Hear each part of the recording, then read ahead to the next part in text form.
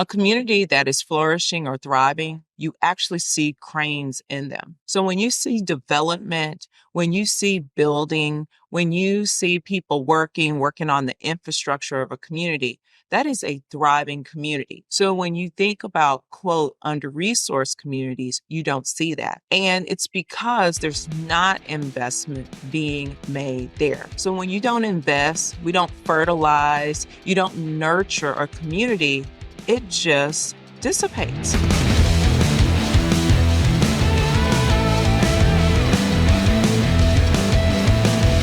You are listening to Innovate or Die, the podcast for companies that refuse to stand still. Now, who is the innovator that we have on deck today, Rob? Travis, I'm going to tell you, we have a good one and a great story as well. We are lucky to have the esteemed visionary and innovator, Pamela Garmon Johnson. She's the Vice President of Health Equity and National Partnerships at AHA, the American Heart Association. And we're going to dive into her incredible story and what she's accomplished and talk more about the Business Accelerator Program impacting millions of lives that she was involved in launching and making a huge success. So I am very, very, very excited. Welcome to the podcast, Pamela. Thank you so much. Shoot, I'm going to have to pay for that introduction again. Well, what I could do every time you need to be introduced, because I know you do a lot of media, and you just bring me on, and I just do that, and then I get out of there. Gotcha. Yeah, everyone needs their hype man. So Pamela, I would love, as we start this conversation, just to get a little bit of your background at the American Heart Association and specifically your focus there, because you do a lot. The American Heart Association is involved in so many different initiatives. So I'd just love to hear more about your focus and kind of the things that you're working on, the initiatives that you're focused on. Yeah, I appreciate that question. You know, the American Heart Association is actually going to celebrate 100 years of existence on June the 10th in Chicago. And most people don't realize that we were actually founded in Chicago. And however, we are now based in Dallas, Texas. But that is where the deal was done to set up our organization. And so I am really proud to focus on saving lives, educating communities. And that's what we do at the American Heart Association. And we do it through research. And so our whole mission is to improve lives so that people can live longer and healthier. You know, since I've been at the American Heart Association, which has been a very long time, and I won't go into that. I started as a teenager. But you know, one of the things that I've been fortunate to do is launch new initiatives. And so I've even had the title many moons ago of being a new initiatives manager. And so really focused on how do we continually evolve and enhance what our programs and initiatives, and from key insights from the environment, from our customers, from corporations, and of course, from the research. And so as a part of that journey, I've worked on, when we had cause initiatives, I've worked on corporately sponsored programs that have been disease specific. But one of the things when the AHA said, how do we move from just speaking about multicultural audiences, but really focusing on health equity, which covers so many, because it means how do we provide the necessary tools and resources so that we all have an equitable opportunity for better health. And so I really took that as an opportunity to say, how do we have community-centered solutions? And what do I mean by that? That means listening. What is the market telling us? What is it that they need to be healthier, but then also transformative? You know, you can take incremental steps, but I'm talking about transformation. And what I have learned through my course of work at the AHA is that when you listen, you actually utilize your resources more efficiently and effectively.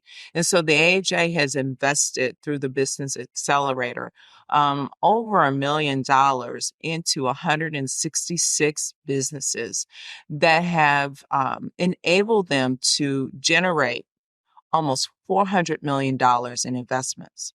That is impressive. You think, oh, you need millions of dollars to invest. I am here to tell you through our business accelerator, that's what we've been able to accomplish. So it's something that I really am proud of. Our team is proud of, and the AHA is proud of. And it's just been a cornerstone initiative for the AHA and been a springboard for other projects for the AHA too.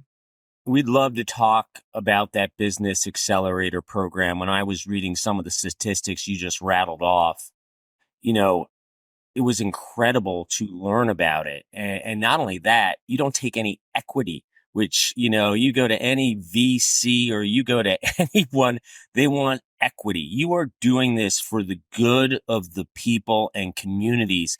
And what we'd like to get into maybe a little bit before we talk exactly about the program, which is, again, incredible. That's what kind of woke me up to kind of some of the myths and misconceptions that people have about the AHA. I was wondering if you can elaborate on that and really just talk about, why people, as we talk, think of the AHA as an organization that is just helping people with disease. Yes, the AHA, I mean, we are about research. We invest in research. So how we approach our work is from an evidence-based perspective. And so when you think about the translation of research into layman's terms and how it shows itself, that can be through education. And the space that we're looking at is investment in founders or CEOs of businesses, because it's a different way of talking or investing in addressing, quote, the social drivers of health, meaning eradicating those barriers that are in communities that prohibit someone from having a healthier life. So some people may know the AHA from Jump Rope for Heart. I may be dating myself a little bit, but many of us remember Jump Rope for Heart, and we still have it, today. We also have like our gala. We have our luncheons. We do our heart walks. We have all those elements, and some may know us from that, or they may know us from our advocacy work. I mean, AHA is the second largest funder of research outside of the federal government. That is significant. We have been a billion-dollar organization since 2020, and you have to think about how did we accomplish that? And it is because, consumers, corporations want to invest in those institutions that are transformative. They are catalysts for change. And that's what the AHA does. And the community, the layperson may not always recognize that. They may see our logo on, quote, a certified product in the grocery store, right? But we are so much larger than that.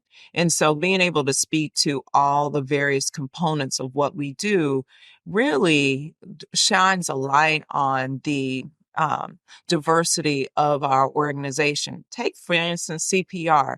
Damar Hamlin having an incident in front of all of us, right, in January of 2023. Well, that spurred us to focus on a nation of lifesavers.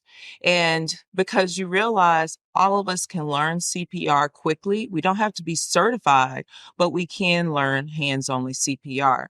So just think about all of the work that we're doing. It does allow us and allow businesses, when they come through the business accelerator, to benefit from leveraging the evidence around specific areas, including that language around the social drivers of health and the statistics that surround that, and being able to leverage that in their, quote, brand storytelling and their pitches that allow them to bring additional funding into their company. Yeah, and we're obviously here to talk about some of the really cool initiatives that you have coming up in the future and how people can partner with that and take advantage of that. But something you mentioned and touched on earlier is your focus specifically on health equity within communities. And I would love for you to just dig into that a little bit and expand on what does that mean when you talk about health equity or access to healthy lifestyles and opportunities, and really speak to why it's really important for an entire community's flourishing that becomes a topic of conversation or something that's brought into the forefront of people's understanding and just awareness. I'm going to give you this statistic. We spend almost $320 billion because of health disparities that exist in our country. So I want you to just embrace that. $320 billion. And when you look at communities that thrive are ones that have investment made in them. It's pure economics. It is. It's pure economics. So when there is not funding that goes to business in under-resourced communities, that's what drives the inequity. Great example, and I did not come up with this, but I have utilized it as a visualization. A community that is flourishing or thriving, you actually see cranes in them. So when you see development, when you see building, when you see people working on the infrastructure of a community, that is a thriving community. So when you think about, quote, under-resourced communities, you don't see that.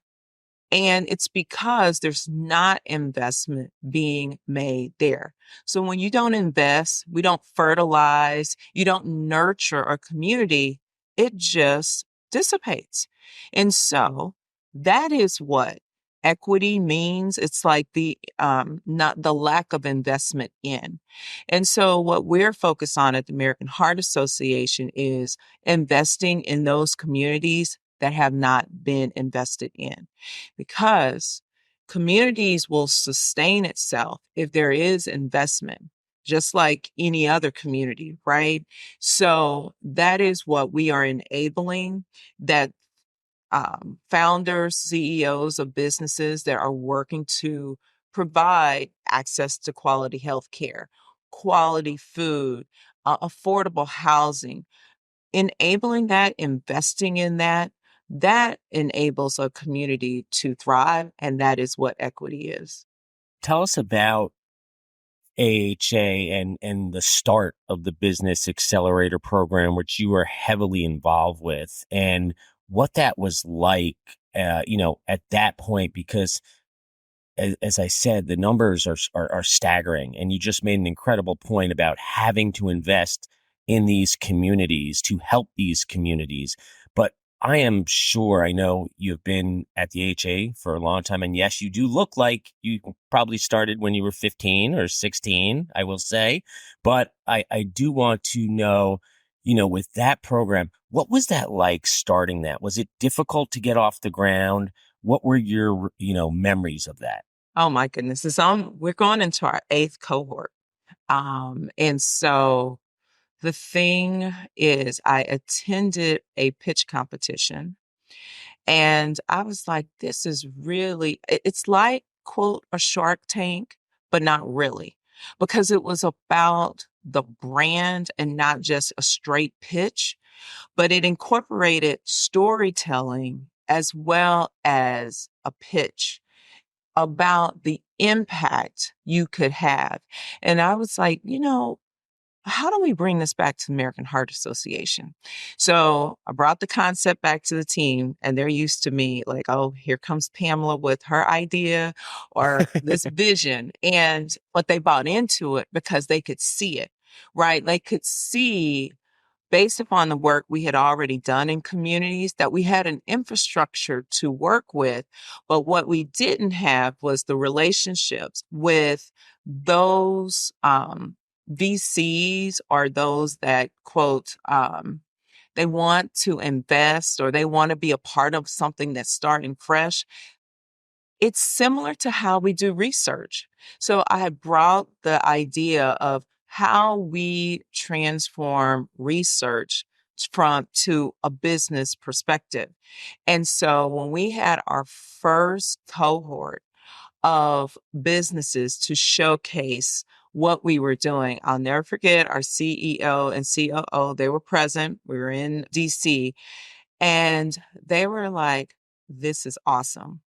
It's like you saw it on paper, right? But then when you actually saw it and you heard the story, the evolution of the business, how they were making an impact, and then to actually have VCs listening to the story and the feedback they gave to those founders, it opened up a different strategy for us at the AHA, which now has evolved into we have the Business Accelerator, which now is a funnel into our social impact funds. So it just became I guess, the launch pad for other ways for us to innovate in the organization. Now we have AHA Ventures. So it's just been a building block. And so I have to say, I know I, along with my team, are extremely proud because this whole notion of investing where there has been lack of investment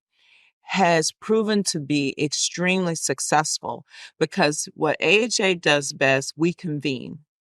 We can start new initiatives, but the secret sauce is that others want to invest, and that creates the sustainability. That's what the AHA does exceptionally well.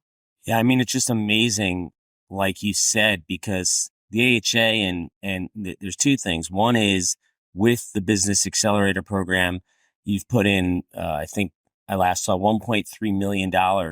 But the other investment that other people put in because you started this is like $350 million, which that to me just shows how incredible this idea was and how it's really formulated. And now you have all these other opportunities. So to me, that's just super, super impressive. Can I just weigh in, Rob, if you don't mind? Is the other piece of this that I'm excited about is that the founders have been recognized by Forbes, Fast Company, you know, in their quote city as being tech leaders or innovative leaders, like the branding that they get after going through the accelerator, that's the telltale, right? So, yes, we start them, but then they're able to continue by these other big brands that are, quote, business centered that give them that additional credibility. So they've got the American Heart Association, they got a Fast Company, they got a Forbes, they got the tech stars, whatever. They get all of those accolades. That has been what has enabled them to get that type of investment on their path. And I know it's like the AHA does that. I know it's like a big question mark, or people are like, they scratch their head. And I had someone tell me this yesterday, actually a CEO. He's like, Pamela, I just don't understand how that works. And I said, I know it may not make sense to you sitting in your seat, but these are the outcomes. But it's the power of the AHA, the research, the evidence, and the storytelling. And having this moonshot thinking of how you can do good while still making money, that's the only way we're going to survive. Companies want to do good, but they got to make money, and you can do both. That's a misnomer that you can't do that, but you can. So I just wanted to make that plug because there has been all this additional recognition that has helped these founders and CEOs really flourish. Speaking of stories, what are some of your favorite stories looking back at the previous cohorts of businesses and organizations that have gone through the accelerator program, and whether they're just like personally meaningful to you or had an outsized impact afterwards? I would just love to hear some examples of businesses or organizations that have come through the Business Accelerator Program and gone on to do really incredible things. Oh, that's a great question. Travis, let me give you a few. One is a young man, he was in college, and he had type 1 diabetes. And so he talked about how, he would be embarrassed that he would have to check his glucose levels, before he ate, after he ate, all of that. So he came up with this device that was automated. And so he didn't have to do that. And he didn't have to remove himself from the table or excuse himself from the table or whatever. And so what I loved about his story is that his university got behind him and actually one of our local AHA board members also got behind him, and they really helped him go through being able to patent his technology and work to get additional investments. Amazing, right? And he's in college, right? Like in college, and he had this idea. And because so much of the work happened during COVID with his business, several of his family members actually passed away, which was a catalyst for him to like really persevere to make sure that his business flourished. That's one story. One of the other stories is a business where they were really focused on veterans. Like that was their target audience. And going through the accelerator, there was encouragement to say, you can focus on veterans, but this is so much bigger that you could impact millions more if you opened it up. And so that company actually refined their business model, and then they were able to tap into not only, quote, the VA hospitals, but now working with healthcare centers globally. And that is unique and nationally. Let me not say globally, but nationally, but being able to work with health centers across the country, but refining their target audience because they had a moonshot approach, expanded their business model significantly. And then I'll land with a gentleman who actually was a physician. He had this vision of standing up a business that provided a grocery store in housing developments. So when they created a business would create new housing, they would put an affordable grocery store as a part of that development. Also, when new train stations or as a city was revitalizing a train station or a train stop, how do you include a grocery store there? You're meeting people where they are. So when he did his pitch, he was a physician. Get this, physician living in Boston, but all of his grocery stores were in other cities in which he had grown up, but he wanted to give back. And so he created these grocery stores. One of our AHA volunteers was thinking of doing something similar. They wanted to address access to quality food and affordable food. So that volunteer gifted him a brand new building that they own, he and his wife. They gifted him that, which expanded his locations to 3. These businesses are run by individuals in the communities. He lives in Boston.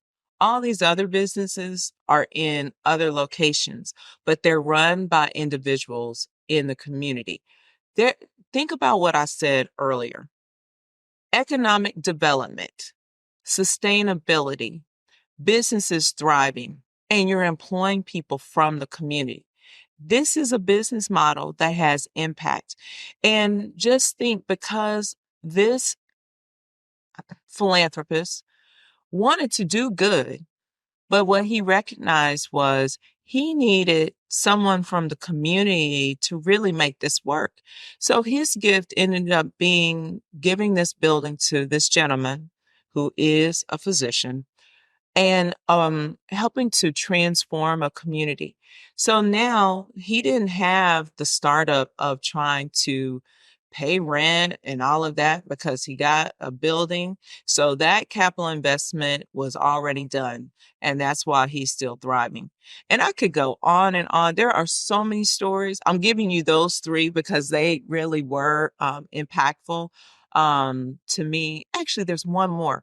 And I just heard about this. I was on LinkedIn and I saw this new AI business, and I was like, oh, this is so great. With, this ability to transcribe information when I call in and sign people up for like WIC, SNAP, whatever, for whatever programs federally or locally, state level. Like, there's AI technology that can do this.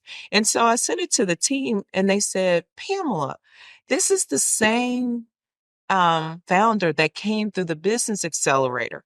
He changed his business name and he refined how he was deploying the AI. As a result, literally, it's not even been a year. He has over 400,000 people that have utilized that technology and signed up for resources. I said, oh my goodness. But it was because the feedback that was given through to him, and when he went through this whole notion of moonshot, moving from a more narrowly focused approach and broadening it, enabled him to come up with a different business model, or a refined, not different, enhanced, refined business model that led to him having this number of 400,000 users and then receiving millions of dollars in investment in less than a year. That's powerful. It's amazing.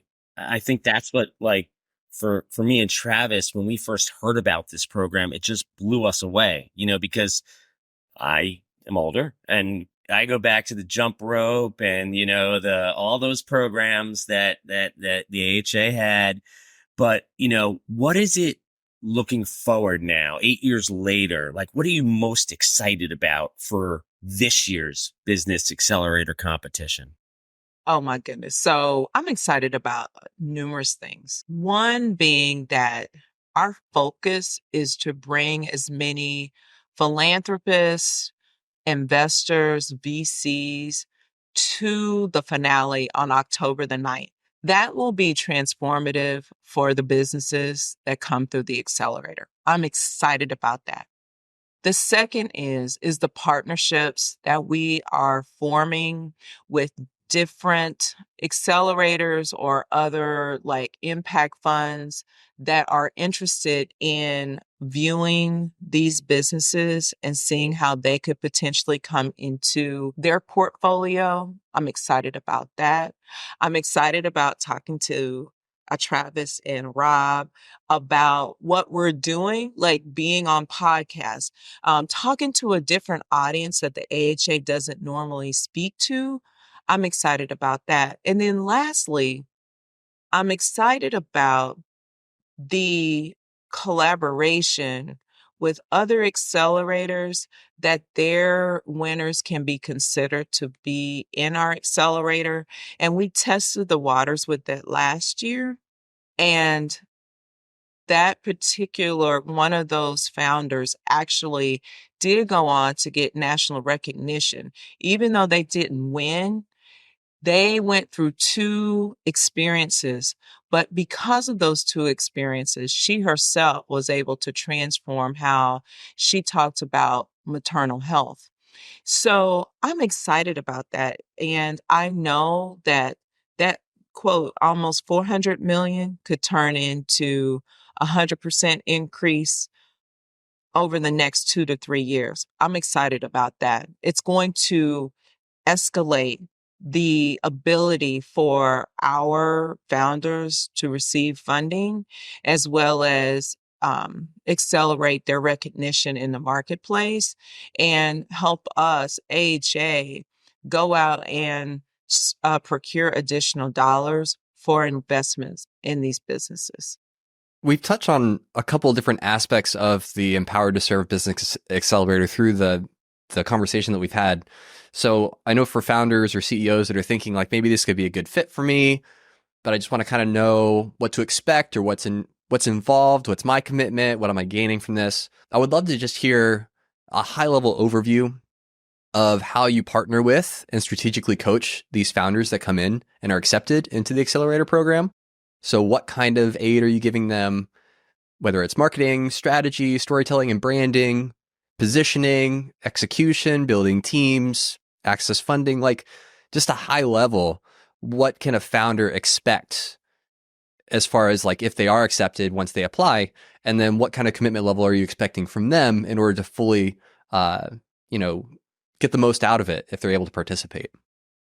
Great question, Travis.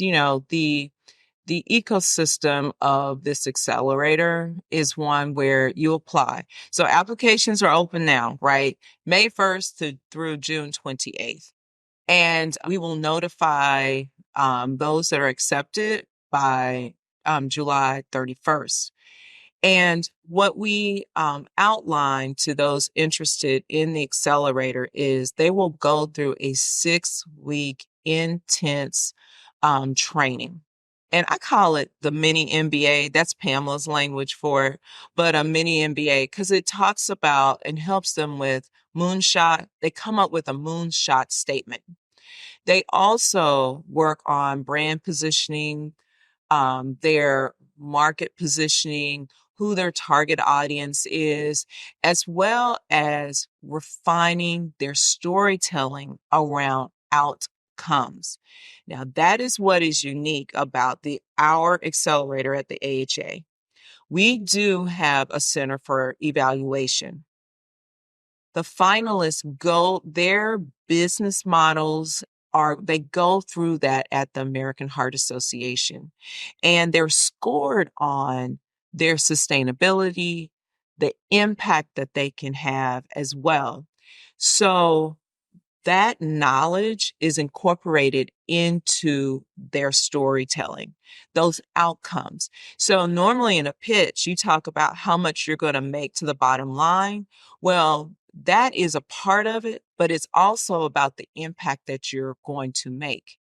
That's what is unique. And you're getting that from the AHA. So within that 6 weeks, and it is intense, right? You're going to get pushed with the training that we provide. We have a great, great trainer, Krista Chambers Price, and she's been with us from day one.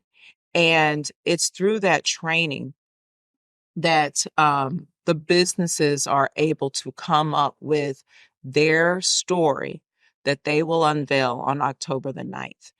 And not only that, but then they also get to create their own videos. So we invest in them. So it's not just them showing up, but we're investing in them with the training and then also additional tools and resources that the AHA is able to provide. The last thing I will say is that they also get the support of our communications team. Like we give them tools to be able to share like their high quality materials that they can share in the marketplace. That's usually cost prohibitive, especially for startups, but we give them that support through this entire process. And so they get a lot of visibility through the American Heart Association platform. So I don't want to make it scary because it's not scary, but it does stretch their thinking and their approach and how they convey their story from a different perspective than how they normally do a quote traditional pitch. I love it. I mean, I am just blown away, as I've said, and me and Travis were so excited to speak with you because we had no idea. And what you are doing and what this program is doing, what the AHA is doing is absolutely incredible.